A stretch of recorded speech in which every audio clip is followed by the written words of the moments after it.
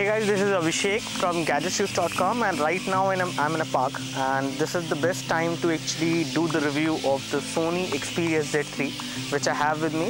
So I have been using this device for around 2 weeks now, and the kind of usage experience I have got with this device, that is something which I'm going to share with you. Sorry for any external sound which is coming right now. This is the first time I'm trying to do a video in a park.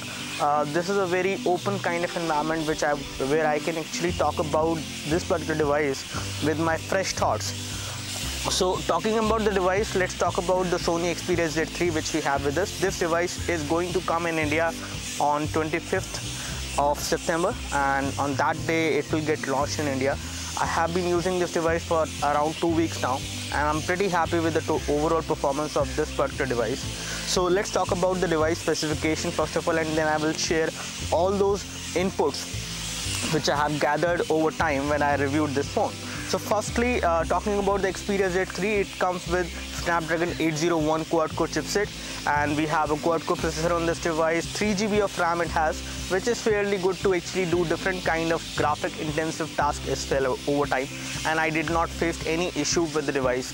When I was using it in day-to-day usage, there was no problem, there was no issue in terms of day-to-day usage. There was no lag in any of the application which I actually launched. I did play some high games as well on this device, which are HD games like Modern Combat 5 and Dead Trigger 2 and some other games as well, and there was no lag on the device as far as gaming as well is concerned. So talking about the device in terms of the overall specs, I can say that this is the top-notch specs you can actually get in the market. You have a 20.7 megapixel camera over there, which is the same which we have seen on the Sony Xperia Z2 as well. The front camera is also pretty good. It is a 2.2 megapixel camera but can record high definition video. So the front camera as well as the rear camera both can record high definition video at 1080p as well as at 720p, which is definitely a great thing for a device like this. So in terms of specification, there is no problem. Everything about the device is pretty right, and it has been upgraded in terms of specs as compared to what we have seen on the Sony Xperia Z2. Now talking about some other factors on the phone, which includes the design and the build quality, one thing which I can easily show you in front of the camera as of now is that the kind of build quality you have got on the Sony Xperia Z3 is actually much better what you have seen on the Sony Xperia Z2 and Z1. So it has got these rounded edges which actually make this device look very good, and you can actually have a very good feel as well when you hold this device in one hand. So these edges are actually metallic edges which actually gives you a great grip when you hold this device in hand. Unlike the Xperia Z2 and the Z1, this device does not feel uncomfortable to hold in one hand when you actually hold this device for like longer time. So this is something which is the best thing about the Xperia Z3, that is the design changes which they have actually done on the edges. So the edges have become more rounded and everything is quite smoother on this device, so that you can actually use this device without any issues and you can carry it as well. So in terms of the weight as well, it is around 154 grams, which is fairly light for a phone like this, which has a 5.2-inch display. And again, when it comes to the display, I can say that the display is also pretty good, because display does have pretty good viewing angles. As you can see, we are right now using in the morning, and we do have some amount of sunlight falling on us, and as of now the sunlight visibility of this display is pretty good.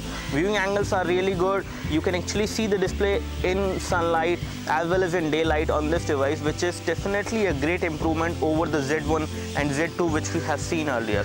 So these are the few changes which have been done on the design department as well as on the build quality department from Sony, which has actually made this device better as compared to what we have seen on Z2, as compared to what kind of design and what kind of viewing angle as far as display is concerned we have seen on Xperia Z1. Now let's talk about the overall day-to-day usage and the performance which I have got from this Sony Xperia Z3 while using this device for over the last 2 weeks. So I can say that the overall performance from this device was pretty nice. I did not face any kind of issues while playing any game. The UI is actually very smoother this time, and I can show you the same. As far as UI is concerned, this is how the UI looks like. This is the enhanced Xperia UI which is running on top of Android, and this UI is pretty responsive. There is no lag of any kind. Even when you run heavy applications and games like these, I tried running Modern Combat 5 5 in the background and then asphalt 8 as well in the background, and I tried to do certain things with the UI. The UI did not lag. I did not face any issues in day-to-day usage, as well as when I was doing some high definition gaming. You can say that the device was pretty responsive and there was no lag. So in day-to-day usage and the overall performance, I would rate it pretty good, especially for using it without any lag. I could actually use the phone in the last 2 weeks. Apart from this, in terms of the overall user feedback, I can say that as a user, when I used the phone, I did notice the device actually got heated slightly over here at the back side when I was actually playing some high definition games. But again, that heat was not that much, which could make you uncomfortable to actually use this device any longer. So these are the things which I noticed when I played some high definition movies for around 1 hour or more. In that case, the device was also heating, but again, the heating was not that much. So heating is something on which Sony has worked on, and Qualcomm chipset, the new chipset which we have on this device, has also been enhanced to actually have a proper control over the heat, so that the device does not become too heated, so that you can actually use the device. And this is something which I could feel that the heating was not that much, which I have seen on the Xperia Z1. And one more thing which they have actually done good this time is that they have actually improved the camera. So camera UI is definitely improved. It is much more enhanced this time, and the camera UI has been enhanced in such a way that if the device is getting heated up, you can still take photos. So what happened in the last device, which was the Sony Xperia Z2, that whenever you were taking photos and the device was getting heated up, or if you were playing some games before taking photos, then the device camera was not functioning at that time. But this thing is not there on this device. I could take the photos even after using the camera, even after playing some games. So there was no problem with the overall usage of the phone. Now when it comes to the camera on the Sony Xperia Z3, which I have seen, I can say that the Sony Xperia Z3 has got a slightly better camera. In terms of the camera interface, it has got more number of options in the camera interface, which actually give you more options and let you do more. Basically, there is a application within the camera interface itself which allows you to you can actually broadcast a live video from Sony Xperia Z3 to YouTube directly to your YouTube account, if YouTube have that feature supported on your account. So this is something which is very useful for the YouTubers like me and some of the people out there. Apart from this, if we talk about the overall camera quality, the camera quality has been enhanced. The kind of pictures you get on the Sony Xperia Z3 from the camera are slightly better. I have taken few shots over here right now in this particular park. I can show you all these shots one by one, and then we will talk about the camera in detail. Again, when it comes to the rear camera or the front camera, both can record high definition video, and the kind of quality you can get from those cameras is pretty good as well. We have already uploaded a video on our YouTube channel where you can actually see the live sample video from the front camera as well as from the rear camera. So video department is pretty good on this particular device as far as front or rear camera is concerned. Let's talk about the photo, and I will just show you the photo which I have taken right now in this particular park. So let me just unlock this and I can show you these photos one by one. So I have already taken some photos. This is how the camera interface actually looks like. Again, because of the good display and the sunlight visibility, you can read the display and you can see what we have on the display. There is a slight amount of shadow, but I will try to get rid of that as much as I can. So this is how the interface look like. Let me just show you some of the photos which I have clicked from this device. So this is one photo which I have clicked, and as you can see, this is the kind of clarity you can get, especially in daylight shots on this device. This is a shot which I have just taken right now of a plant, and this looks very good. This is a macro shot which has been taken, and you can see everything else is in blur in the background, and this macro shot of this particular plant has came out to be pretty nice. And this is another macro shot which is also very nice in terms of the details. The color production which has been done on this particular device, when I took these photos, I can say this is almost good, or you can say almost close to very natural colors which you will see. As of now, I do not see any kind of extra oversaturated colors. This is another photo which I have taken right now in this park, and you can see the amount of details you will get in these photos. So the amount of details and the color production which you get in these daylight shots from this device is purely amazing, and this is something which I really like. And apart from this, I can show you some of the photos as well. So this is one more photo which I have clicked, and this photo has also came out to be pretty good in terms of the clarity as well as in terms of the details. I have also taken some few more shots which I took it from my office lab, and again these photos have been taken from this device again. This one has been taken in artificial light, and these photos has also came out to be pretty good. So in terms of the overall camera performance, I can say that this device has a decent camera performance. It can give you very good photos in daylights, and in low light you can also get very decent photos, which I have just showed you, and these are the kind of photos you will get in daylight. So I can say that the camera has been enhanced on this device. The kind of interface it has got more options. Let me just show you some of those options which I was trying to tell you. So let me just show you those options within the camera interface altogether. And here we have the camera interface, and in order to access those options you just need to tap over here, and then you can see these options which you can see over here, which includes the superior auto mode. I'm not sure whether you can read that, but I will read it for you. You have a manual mode in which you can adjust the settings manually. You have a multi-camera mode, you have face in, you have the YouTube live mode as well, you have time shift burst. You also have the option of recording a 4K video from this device. This is also something which you can do. You have a creative effect, you have all other effects like these. So in terms of what you get from the camera, you have a lot of options, you have a lot of things which you can do on this device, which I don't see normally on other devices, on other flagship mainly, because flagship does come with some of the modes, but these are the kind of different features with the help of some third-party application you can do. You also have this option of taking a photo or a video, and then you can directly add it to your Evernote account. So you have this application which will come pre-installed. I don't know whether you can see that. So over here we have the application, and then this application can be used to actually store the data directly on the Evernote account, and there are more third-party applications which you will get in this camera interface. So camera wise, I can say that the device has a pretty decent camera. I can show you the front camera as well. Let me just show you the front camera on this device. So talking about the front camera, this is how the interface will look like.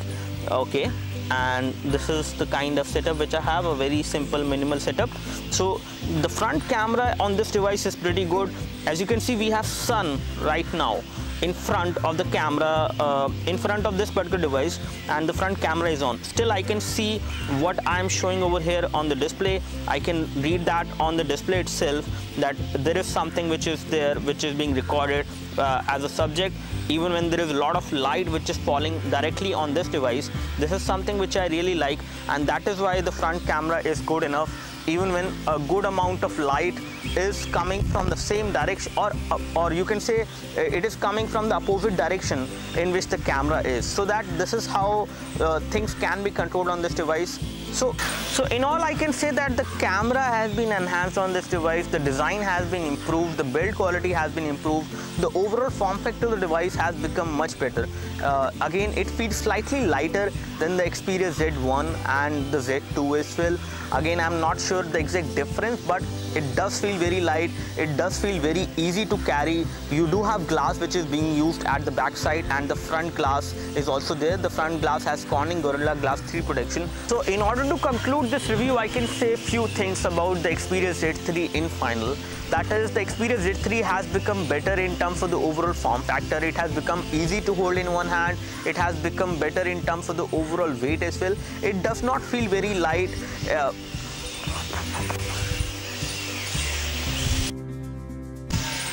Now, to finally conclude my review, I would like to highlight certain points about the Xperia Z3. One of that is that the Xperia Z3 has been improved in terms of the overall design which we have seen on the Xperia Z1 as well as on Z2. In terms of the weight and the form factor, this device has become better. You can easily hold this device now in one hand without any issues. The kind of edges you have is also giving you a very comfortable feel when you hold this device in one hand as compared to what you might be feeling when you actually hold the Xperia Z1 or Z2. So these are the changes which has been done in the design. The camera has got more options. The camera performance has been improved. So the kind of photos you get in daylight as well as in low light becomes better on this device as compared to the earlier generation which we have seen from Sony. Apart from this, if we talk about the overall day-to-day usage and performance, this device is one of the best devices you can actually use in day-to-day usage.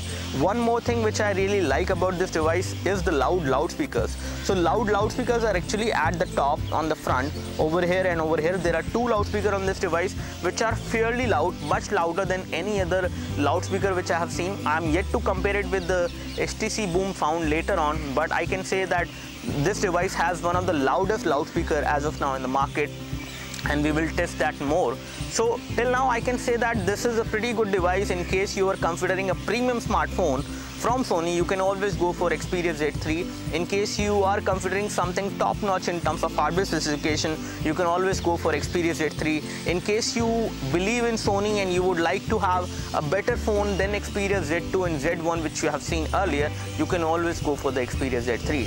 So that's all from us as far as the full review of the full user review of the Xperia Z3, because this time I'm doing this video in a different format. I have done this regular format video as well for this device, where you can see the details of this particular device, what all it has. But this video is something which is coming from me as a user feedback after using this device for like 2 weeks, and these are the kind of inputs which I can give in this video. I hope it helps. I hope this video help you if you actually are planning to purchase an Xperia Z3, or if you are planning to purchase an Xperia Z3 for any of your friends. So that's all from us. Thanks for watching this video. In case this video helped you, you can always click the like button below. You can always subscribe to our YouTube video channel for more videos like this by clicking the subscribe button below. Thanks for watching this video. This is Abhishek signing off. This is Xperia Z3 review for you. Thank you.